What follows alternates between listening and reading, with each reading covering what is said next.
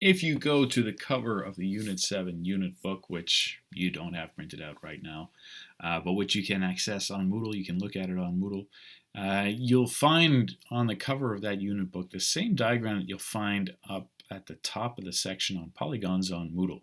And this is meant to be a map of all the important formulas in this unit. And you might remember when we did Unit 6 on circles, right in the middle of that map was R for radius. Everything passed through R when we were talking about circles. If you wanted to get from having area of a circle to the circumference of a circle, the way you would get from one to the other is that you would pass to R first, find out what the radius is, and then come out the other side. If you had the circumference, you could get the radius and use that to get the area, right? The radius was in the middle of everything. Well, in the polygons unit, the thing that's going to be useful in most of our formulas, the element that you'll find yourself coming back to and finding out and then using in other formulas, is n, which stands for number of sides. And it features prominently in the first formula that we have you guys learning in this unit, this one, 180 times n minus 2. Or sometimes you'll see it written as n minus 2 times 180. It's really the same thing. And really all it means is that if you know the number of sides in any polygon, convex, concave, regular, not regular, whatever it is, if you know the number of sides, then taking 2 away from that will tell you the number of triangles that you can chop it up into, right? Like this 7-sided shape here, this heptagon, you could start from here and chop it up into 1, 2, 3, 4, 5 triangles, right? If you've got 4 lines showing up, you'd have 5 triangles here. And then 5 times 180, 7 minus 2 is 5 times 180 would give you 900. That's the sum of all these angles in here. Now you've seen that in a bunch of different videos, so I'm going to show you where you're actually going to use it. And that is if we go to page 12 of your unit book, which you guys can't really do on paper, but you can follow along with me up on the screen here. You've seen in the various videos that you've been working with that there's a real pattern that shows up. If you know the number of sides in a polygon is, let's say, for example, 3, then you know that you're dealing with a triangle, and the sum of the interior angles, just like you saw last year, is going to be 180. Now, if you're dealing with something that has 4 sides, like a square or a rectangle, then the sum of those 4 angles in a square, you know, is just 4 times 90 is 360. But even if it's not a regular quadrilateral like a square, you're always going to end up with 360 degrees as the sum of your interior angles. If you have 5, I'm sure you guys have seen this in a bunch of different videos by now, but a pentagon, no matter whether it's convex, concave, whatever, is going to have a sum of interior angles that's 540 degrees. And so on and so forth, right? As soon as you add one more to the number of sides, you add 180 to the number of degrees in the interior angles. So if you're having to come up with a relationship between the number of sides in a polygon and the sum of all the interior angles, then you can say, well, it's got to be that the number of sides take away 2 from the number of sides, then multiply that by 180 degrees, and you'll have, oops, little typo there, you'll have the sum of the interior angles. Sum just means when you add something up, and interior angles, like we saw, are those angles on the inside. Now, here's the first problem I want you guys to be able to do, and this is something that you'll be asked to do on Moodle Quiz a little bit later today. Let's say you know the number of sides of a polygon. You don't have a picture of it. You don't know if it's regular. You don't know if it's concave. You don't know if it's convex, any of those things. You do know it's a polygon, and it's got 67 sides. Can you calculate the sum of the interior angles? Well, if you've been paying attention to these formulas, then yeah, it's going to be pretty straightforward. You just got to take the number of sides, which is 67, and then you're going to take 2 away from that, and then that'll tell you how many triangles you can chop it up into, in this case 65.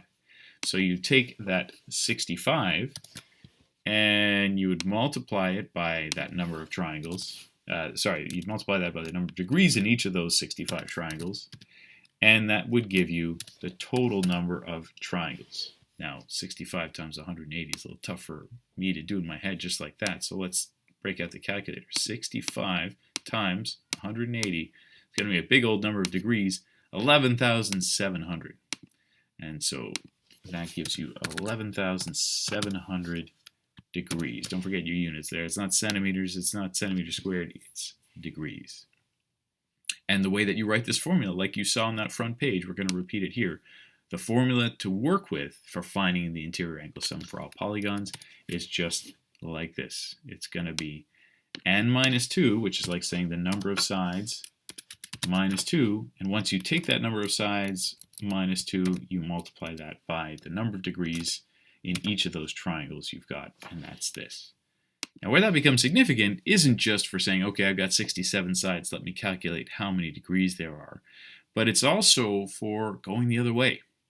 Let's say you're dealing with a shape that's got 180 degrees in it, and you're asked to use that formula to calculate the number of sides. Well, you might say, 180 degrees, that's obviously a triangle. But let's actually see that result using our formula. And the way you see it is you take your answer for the total number of degrees, in this case 180, and you say that's what I'm going to get. That's going to be my result when I do that calculation using that formula, right? That's going to be what I end up with, 180. Well, what was I starting out with? I was starting out with 180 times some number of sides that, let's pretend I don't know what it is yet, minus 2. And then I've got to solve this equation. And so now what we're dealing with here is algebra. 180 times n minus 2 equals 180. Solve for n. And there's a couple of ways you could do this. You could say, all right, well, I'm going to start by simplifying both sides as much as I can, which is always safe. That would give you 180n minus 360 on the left side, and that would make it equal to 180. And then you could say, well, now that I've done that, let me add 360 to both sides, like that. And once I add 360 to both sides, I'm left with 180n all alone on the left, and on this side, I've got 540. So if you've got your equation now looking like 180n equals 540, let me now divide both sides by 180 so I can get n alone. All right, let's do that. Divided by 180 on this side and divided by 180 on that side. And once you divide both sides by 180, you're left with your final answer, which is n equals 3. Now if the question is just asking what's the number of sides, then up here you would indeed type in that the number of sides is just 3. But you could run into questions that don't ask you for the number of sides. They ask you for the name of the shape. So the right answer for the number of sides is 3, but the name of the shape would be a triangle. Just like that. Okay, let's do one more question like that. Let's say I'm dealing with a shape. I don't know what it's called. I don't know what it looks like, but I know the sum of the interior angles is 3,240. So let's get rid of all these here so we have a little space to work with again. I know that the total sum of the interior angles is 3,240 degrees. So that's my result, right? That's what I'm ending up with is 3,240, right? And I have to say to myself, well, what is the shape that makes that happen?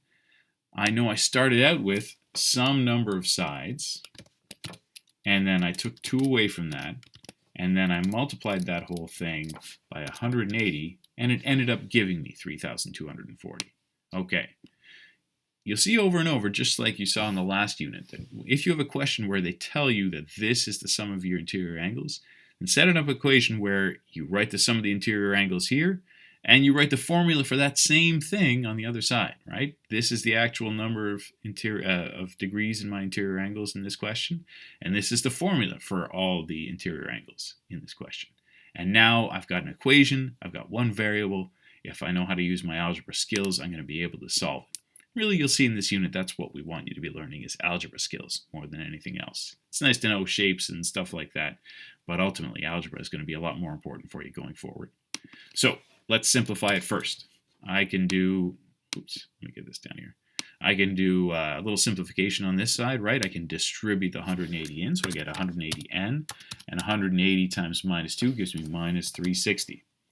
And on the other side of the equation, I can't simplify 3,240 any more than it already is.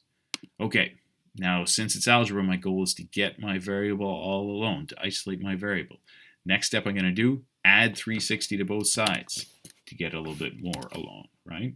Oops, up here. Okay, so plus 360 on one side, plus 360 on the other.